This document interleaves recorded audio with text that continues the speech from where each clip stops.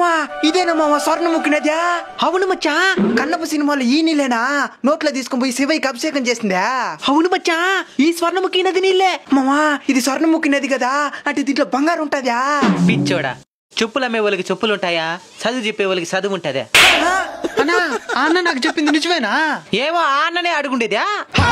అన్న ఏం చెప్పినాడంటే కన్నప్ప తన కన్ను తీసి శివయ్యకి ఇచ్చింది ఇక్కడే అన్నాడు. అది నిజమే.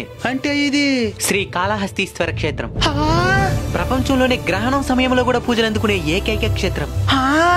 రాహుకేతు దోష నివారణ పూజలకి ప్రసిద్ధి చెందిన క్షేత్రం. ఇక్కడున్న శివలింగం ప్రాణమున్న శివలింగం అనడానికి ప్రత్యక్ష నిదర్శనంగా గర్భగుడిలో స్వామివారి ముందున్న దీపం రెపరెపలాడుతూ ఉంటుంది. అందుకే ఈ క్షేత్రం పంచభూత లింగాలలో ఒకటైనటువంటి వాయులింగంగా పిలువబడుతూ ఉంది. మామా ఈ ఊరికి శ్రీకాళహస్తి అని పేరు వచ్చేదానికి ఏదో కథ ఉందన్నా?